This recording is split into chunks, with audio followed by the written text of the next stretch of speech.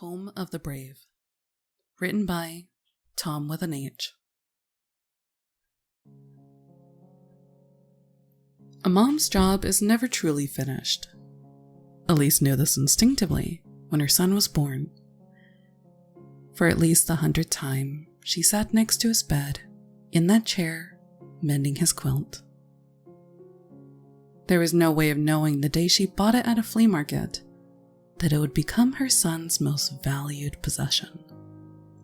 To call it a quilt stretched the definition, as it was nothing more than 1,000 pieces of oddly shaped swatches stitched together, layer after layer, until the whole of it was thick enough to hold in the warmth of a small boy's body as he drifted off to sleep.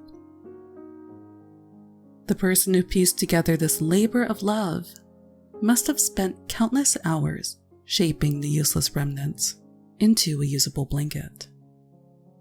Elise felt it was her duty to repair the inevitable rips as an homage to the unknown creator and as a manifestation of her adoration for the little boy who cherished it.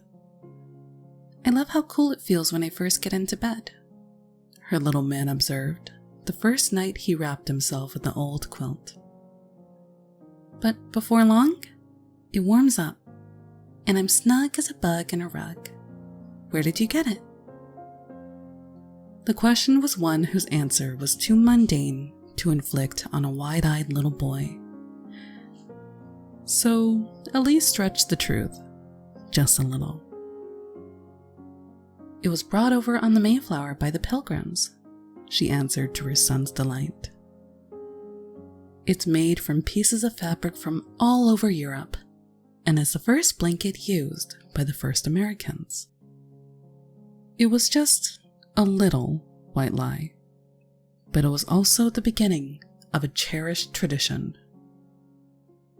As stitches unraveled and as tears ripped the quilt in the little boy's heart, Elise sat by his bed and mended the heirloom.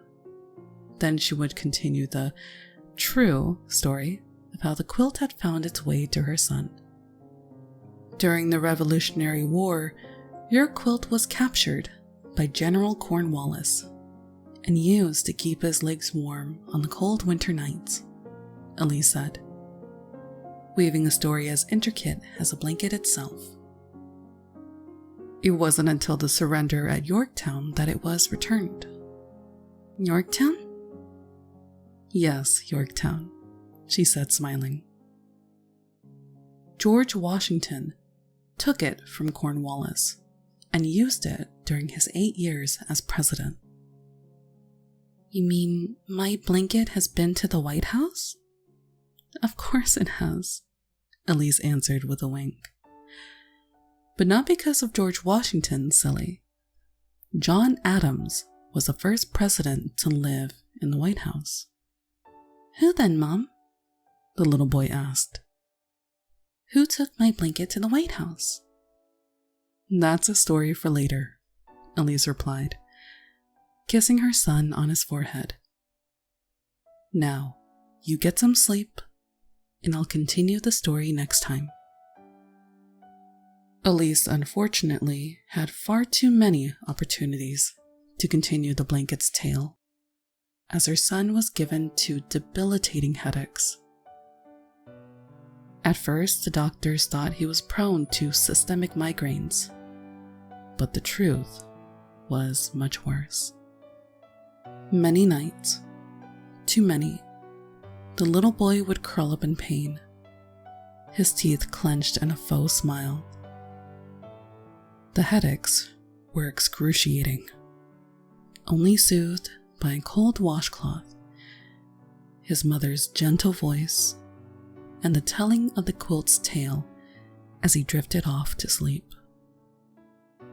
There were also many a night where Elise would sit with her son as he slept, meticulously piecing back together the tears that threatened the blanket entirely, wishing there was a way she could also mend her son. The room would be completely quiet, save for the sound of Elisa's song. It was something she had done since she was his age.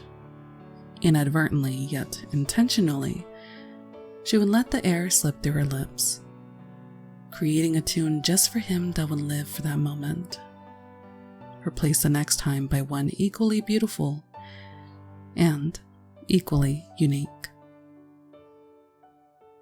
As it turns out, the first time the quilt made it to the White House was just after Abraham Lincoln was elected president, Elise said the next night. Continuing the story from where they left off, the pain had become more frequent and more intense, requiring more chapters more often. The story's continuation, however, had the desired results: a distraction and a smile. Abraham Lincoln, he used my quilt too? The son asked, too young to doubt his mother. Of course he did, Elise responded, tickling her son just to hear him laugh. It's a little known fact, but Mount Rushmore was actually created to show all of the presidents who use your blanket. Elise always had a basin of cold water by her side whenever she sat with her son. Very early on, she learned that the coolness of the cloth would help quiet the pain in his head. It was her greatest joy to moisten the cloth, keeping it cold throughout her story. The little boy's head still throbbed, but while his mom was telling the story, she would gently wipe his forehead with the cold cloth, and it was almost as if he forgot the pain for a time. If all went well, he would fall asleep listening to the tale of his blanket, as sleep was becoming his only relief from the pain. Did you know your blanket went to the moon? Elise asked one day, when her son seemed particularly down. Neil Armstrong may have been the first man to set foot on the moon, but he laid out your quilt so he and Buzz Aldrin could have a picnic. The idea of two astronauts having a picnic on the moon resulted in spontaneous laughter for both mother and son. Is Buzz Lightyear named after Buzz Aldrin? He asked his mom, as both continued to laugh. As a matter of fact, he was, Elise replied with a smile. If you must know, Buzz Aldrin presented your quilt to Buzz Lightyear as a gift, which means your blanket has been to infinity and beyond. Exactly, Elise confirmed, as she refreshed his cloth and placed it back on his head. Day after day, she would take her boy to doctors and then specialists, and eventually to the hospital. Then, night after night, she would sit by his bed and tell the story of the quilt. Elise did everything she could to stretch out the story, and as each new adventure was passed from mother to son, so too was hope, in the only way she knew how. The night that she finished the story was, in so many ways, just like most of the other nights. Elise was home, in her favorite chair next to her son's bed. Her breathing was labored and her voice unsteady. And then I stopped by a flea market on my way home from the store. And there it was. Your beautiful, wonderful blanket. I knew you must have it, so I scooped it up, paid the nice woman, and brought it home to you. Tears filled Elisa's eyes as she sewed the last stitch on the old quilt. Holding it up, she remembered the first time her son covered himself with a blanket. I love how cool it feels when I first get into bed. It's finally fixed. It's perfect, Elise said out loud, tears continuing to flow.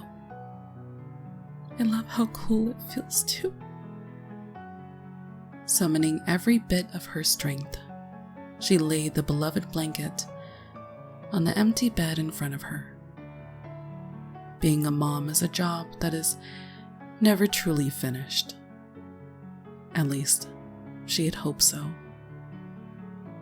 With nothing else left to do for her son, she sat back in the chair and silently sobbed.